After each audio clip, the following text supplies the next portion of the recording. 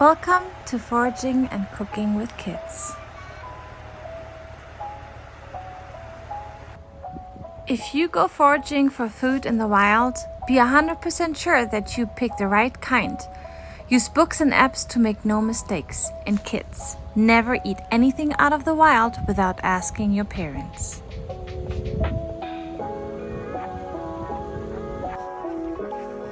In today's video, we're talking about junipers.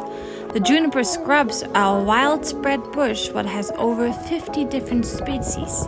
Not all species are edible, so please be very sure what kind you pick. A juniper tree. Good job. Those are junipers. Juniper berries.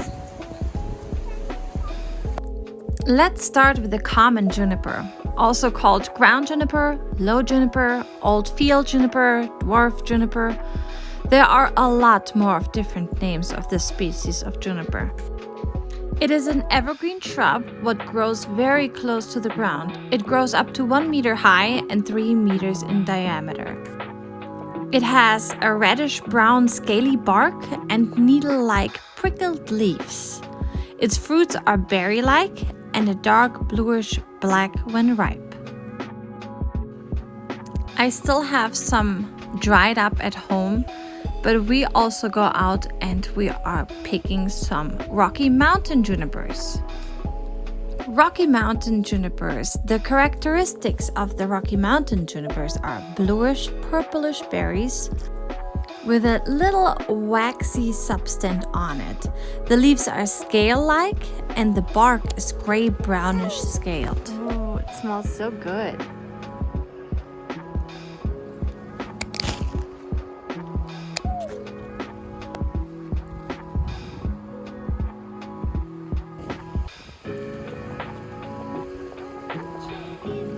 We also have a poison juniper, so please be very careful and listen.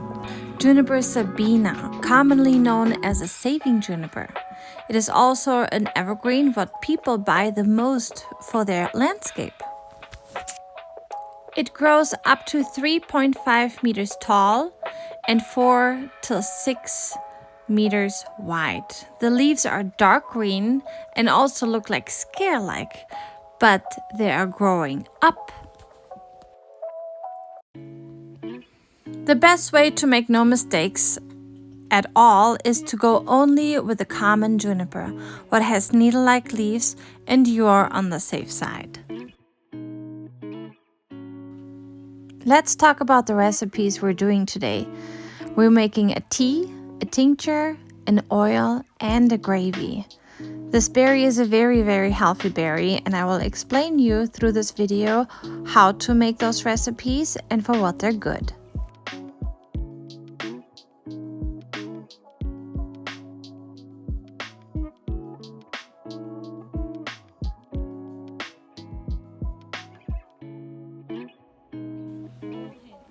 How you can see, Mabel will do our tincture, oil, and tea, so they are very easy to make.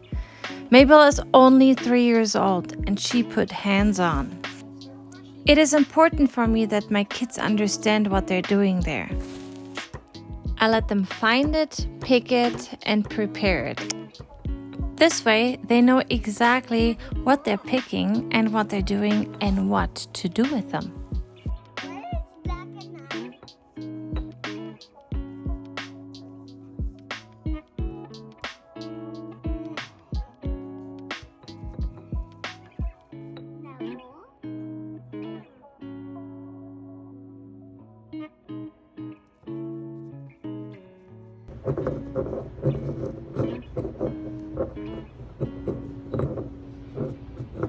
Let's start with our tincture. With the tincture, you take 1 handful of berries, what you crush, 200 milliliters of alcohol with at least 40% of alcohol. Crush the berries, fill the alcohol, and let it sit for 6 weeks and daily shake.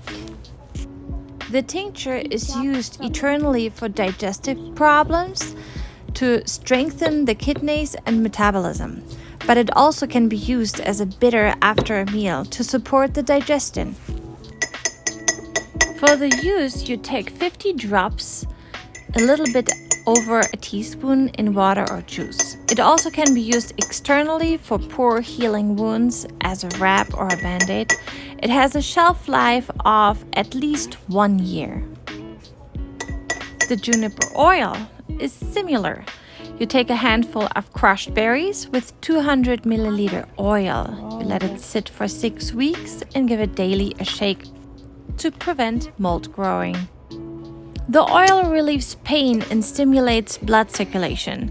It can be used as massage oil for rheumatism, but also for cold feet. What's that noise? That's the oil inside. Now let's start with a juniper tea. A tea with juniper berries stimulates the metabolism and has a detoxing effect. It helps with urinary tract infections. At the same time, it stimulates digestion. Crush a teaspoon of dried berries and 250 milliliter boiling hot water and let it steep for 10 minutes.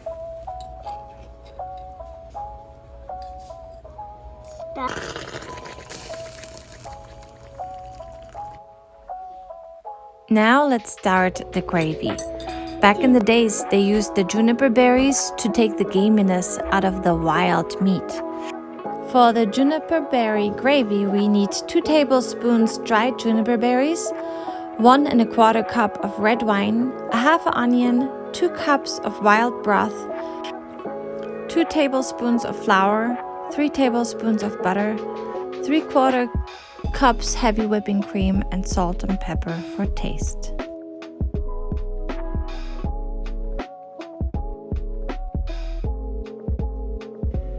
First, you melt the butter down and add the onions. Take the onions back out and add the red wine. Add the juniper berries and let them simmer till the liquid is halfway gone. Then you take the juniper berries back out, and I always leave a couple still in. Just don't bite on them.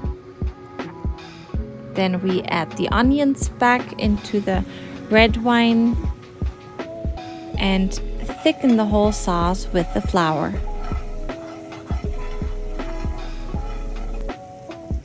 Adding the broth.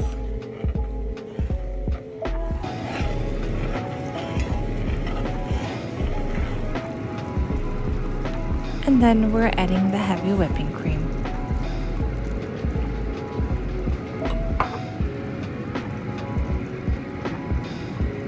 Add some salt and pepper.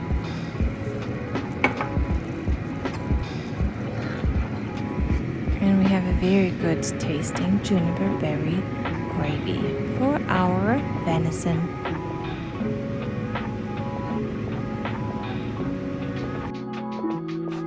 I hope I give you enough information about the juniper berry. If you have any questions, please let me know in the comments.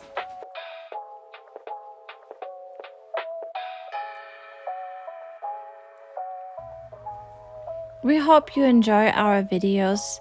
If you do, please subscribe to see us weekly. Till then, stay healthy and happy with foraging and cooking with kids.